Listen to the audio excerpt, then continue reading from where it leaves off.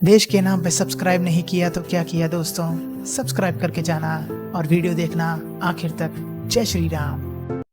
आप मिसमैनेज कर चुके हैं और ये मेरे शब्द नहीं है, मैं ऑनरेबल शंकराचार्य का कोई शिष्य भी नहीं हूं, लेकिन अभी विश्वेश्वरानंद जी जो ज्योतिष मठ के शंकराचार्य उन्होंने क्लियरली बोला है कि छुपाया जा रहा है, लोग सो रहे थे उन पर लाठीचार्ज हुआ है। मेरे शब्द नहीं है, हिंदू धर्मगुरु के शब्द हैं।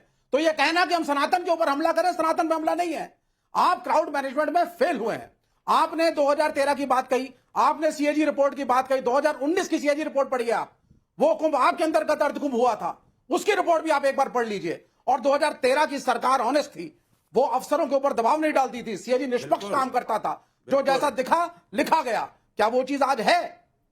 और सीधी सी बात है, मैं इस बात को एंडोर्स करता हूं जो माननीय शंकराचार्य ने कहा है, योगी आदित्यनाथ को इस्तीफा देना चाहिए और भगवा का राजनीति में कोई काम नहीं है।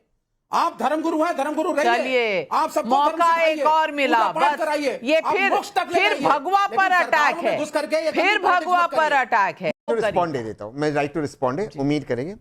देखिए, दो चीज मैंने अपने ओपनिंग लाइन में कहा, कोई भी नहीं मरना चाहिए, लेकिन सरकार का रवैया अलग होता अगर कोई भी बड़ा व्यक्ति होता। ये गरीब लोग थे, ये पिछड़े लोग थे जो गुजर गए, और सरकार का रवैया, मेरी बात समझिए प्लीज, आई रिक्वेस्ट, मुझे 10 सेकंड और दे दीजिए।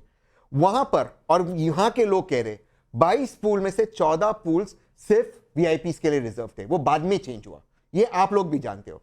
इंफॉर्मेशन पहली नहीं आई, ये हर्षवर्धन जी भी मानते हैं। मैं आपसे पूछ रहा हूं नाविका जी, एक भी किसी भी पार्टी का एक भी कोई नेता सेलिब्रिटी होता ये रवैया नहीं होता। वो गरीब हमारे लोग थे, हमारे भाई बहन थे, उनकी मृत्यु हुई, हमारे बुजुर्ग थे, वो वहां पे श्रद्धा और आस्था से गए थे। ये सरकार की जिम्मेदारी है। हर भारतीय और मौतें अलग अलग चीजें हैं। मैं मानती हूँ इस देश में वीआईपी कल्चर नहीं होना चाहिए, लेकिन मौतों में आप जाति ढूंढने लगे, ये कहां तक? रुको जरा, सब्र करो। सुधांशु त्रिवेदी, बिल्कुल। देखिए, मैं बात बिल्कुल टेक्निकली बोलता हूं, और जो तहसीन भाई ने उठाया उसका भी जवाब, विवेक जी का भी जवाब। पहली बात, जब न्यायिक आयोग गठित हो चुका है, जिसमें एक रिटायर्ड जज भी हैं और एक रिटायर्ड आईएएस ऑफिसर है, एक रिटायर्ड आईपीएस ऑफिसर है, सारी चीजों की जांच होगी और जब रिपोर्ट आएगी तो जो एकदम सटीक कठोर कार्रवाई है वो होगी। पर पहले बात उभर के सामने तो आ जाए ताकि यह बात पता लगे। पर इनका उद्देश्य क्या है कि अभी महाशिवरात्रि तक चलना है, तो उससे पहले कोई प्रॉब्लम क्रिएट होनी चाहिए, ये नहीं कि जांच पूरी होनी चाहिए, सटीक सही जानकारी मिलनी चाहिए, वो लक्ष्य नजर नहीं आ रहा है। और तहसीन भाई, उसके बाद फिर एक बार आपने ये बात बोलने का प्रयास किया कि इसमें कोई 14 जो पुल थे, मैं पूछना चाहता हूं 28-29 की रात एक भी वीआईपी नहीं था, तो ये 14 पुल एक भी वीआईपी नहीं था, फिर भी रोक दिए गए। मान्यवर, आप समझदार व्यक्ति हैं, आपको ऐसी बात नहीं करनी चाहिए। पुलों पर आवागमन इसलिए रोका गया था कि नदी के एक तरफ के लोग दूसरी तरफ जाने का प्रयास न करें, अन्यथा अगर भीड़ पुलों के ऊपर से एक से दूसरी तरफ जाने लगती तो समस्या होती। जो जिस तरफ के घाट पर है वहां पर स्नान करने का प्रयास करें।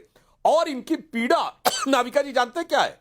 ये जब जात की बात करते हैं तो जो करोड़ों लोग स्नान करके गए हैं, उसमें किसी ने नहीं पूछा बगल वाला मेरा किस जाति का है, किसी ने नहीं पूछा बगल वाला किस क्षेत्र का है। 20 किलोमीटर की घाट पर जाति पंथ सब भूलकर लोगों ने एक साथ स्नान किया है। बस ये खौफ इनके दिल में बैठा है कि ये जो जाति की बात करते थे वो गंगा में बहती हुई नजर आ रही है। जो प्रधानमंत्री जी ने कहा था, गंगा की अविरल धारा न बटे समाज हमारा, असली पीड़ा भदौरिया जी के मन में, तहसीन जी के मन में, और बहुत बड़ी बात कह रहे हैं, बहुत बड़ी बात कह रहे हैं सुधांशु त्रिवेदी जी, बिल्कुल बहुत बड़ी बात।